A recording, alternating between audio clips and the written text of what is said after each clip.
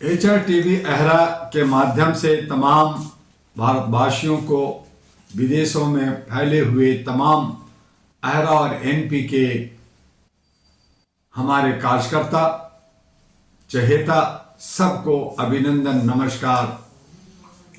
मेरे दोस्तों, भारत की स्थिति अच्छी है या खराब ये तो आप समझते हैं, लेकिन मैं कहूंगा कि भारत की स्थिति दयनीय है। भारत की व्यवस्था जो सुंदर होनी चाहिए, विकास की होनी चाहिए, समरसता की होनी चाहिए, सामाजिक सौहार्द की होनी चाहिए, वो सब खत्म हो गया है। लोकतंत्र जोगतंत्र हो गया है। संविधान को धत्ता बताया जा रहा है। कानून की धज्जियां उड़ रही है और नफरत की बाजार सजी हुई। अंधेर नगरी चौपट व्यवस्था पार्ट 10 में आपको ये बताना चाहते हैं कि न्यायपालिका इस कदर अपने अस्तित्व को, अपनी इमेज को गिरा दी है कि जहां 15-20 साल तक केसों को खींचा जाता है, पीढ़ी दर पीढ़ी लोग मर जाते हैं, बीमार होते हैं, न्यायपालिका की सीढ़ियों पे दम घुट जाता है, पुलिस की चक्कर लगाते रहते हैं और न्याय की आस में इधर से उधर भटकते रहते हैं। दूसरी तरफ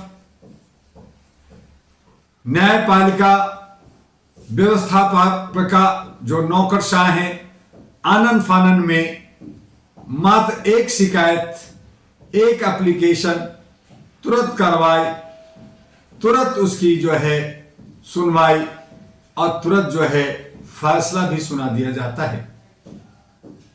चंद घंटों में समाज के अंदर विकृतियां फैला दी जाती है, खून खराबा होता है, समाज टूटता है, देश पे कलंक, समाज पे कलंक लगता है, लेकिन परवाह किसे?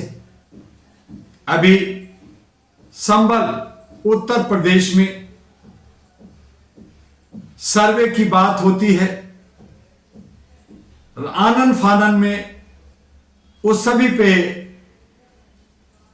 इंक्वायरियां नहीं होकर के, जांच नहीं होकर के, सुनने का समय नहीं होता, बस फरमान होता है, सर्वे होता है और फिर सर्वे होता है और फिर असामाजिक तत्वों द्वारा शोर शराबा, नारेबाजी, नफरतबाजी और एक समाज दूसरे समाज से गुत्थम गुत्थी, और खास करके तब जब प्रशासन जिनको सुरक्षा देनी चाहिए, जिनको अमन शांति कायम करना चाहिए, वो गोलियां बरसाता है।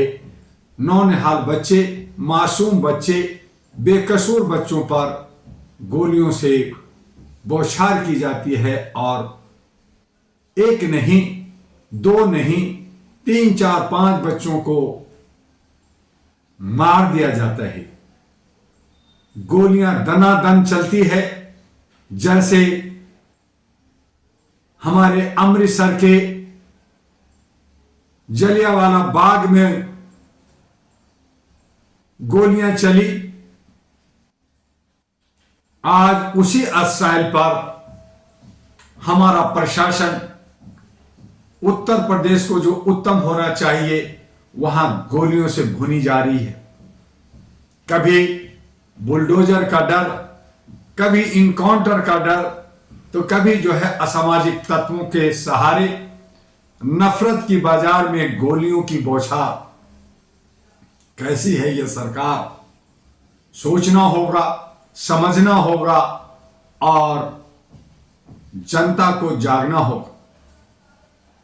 आज हमारी जनता जो आवाज भी उठाती है, बदलाव की मांग करती है, लेकिन अंधेर नगरी चौपट व्यवस्था होने की वजह से सभी कराहते रहते हैं, सभी खामोश रहते हैं।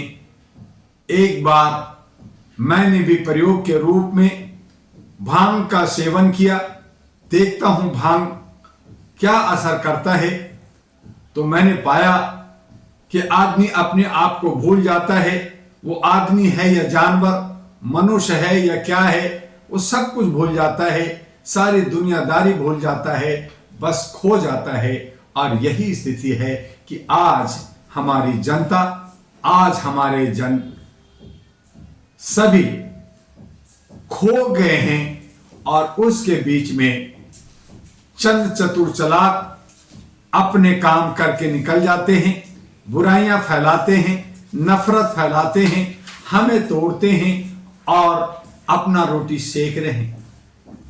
ऐसे अंधेर नगरी चौपट व्यवस्था के लिए, इसे ठीक करने के लिए, इस बजबजाते हुए नाले और गंदगी को साफ करने के लिए हमारे नौजवान को, जो नए पीढ़ी के लोग हैं, जो उनका भविष्य अंधकार में हो गया है, जो भांग के नशे में चूर हैं और सब इधर से उधर पटे बढ़े हैं, उन्हें ठीक करना होगा, उन्हें जगाना होगा, गुलामी का एहसास कराना होगा और मुख्य धारा में लाकर समरसता और भाईचारे की नींव डालते हुए देश को बचाना होगा, लोकतंत्र को बचाना होगा, संविधान को बचाना होगा और हर एक काम जहां गुप्त हो रहा है उसे पारदर्शी करना होगा।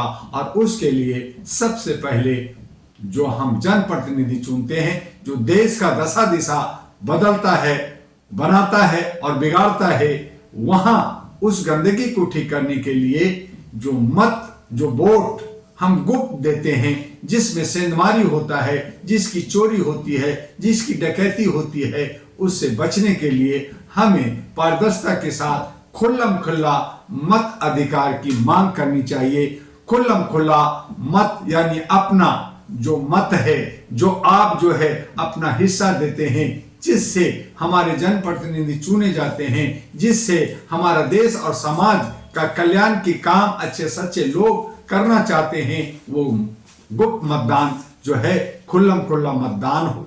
दूसरा, जो हमारे चुनाव प्रक्रिया है, जो हमारे इलेक्शन कमीशन का व्यवस्था है, उसे सुधारना होगा। वहां पे हमें नाम, चेहरा और योग्यता के आधार पर वोट देने का होगा। वहां पे प्रचार जो है इलेक्शन कमीशन करे, वो जनता के हित में हो, नेता ना करे, सरकार ना करे, जो संवैधानिक पद पे बैठे हैं वो ना करें। और उनका जो सदियों से, कई सालों से चुनाव चिन्ह दे दिया जाता है और उन्हें कहा जाता है ये बड़ी पार्टी है, ये एक रिकॉग्नाइज्ड पार्टी है। जब सभी पार्टी एक ही नियम के साथ रजिस्टर्ड होते हैं, सबकी मान्यता एक ही होती है, तो समरसता और इक्वलिटी क्यों नहीं? तो उसे कायम करने के लिए हमें व्यवस्था को दुरुस्त करना होगा, तभी ये अंधेर नगरी चौपट व्यवस्था सुधरेगी।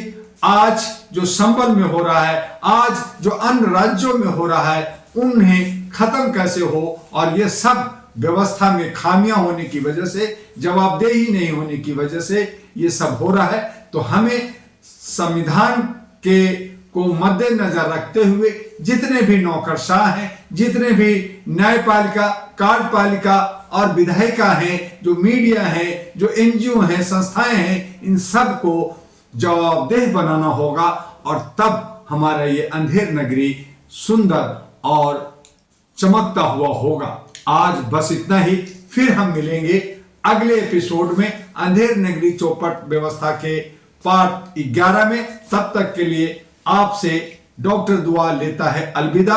अहरा और एनपी का राष्ट्रीय अध्यक्ष। जय हिंद, जय भारत।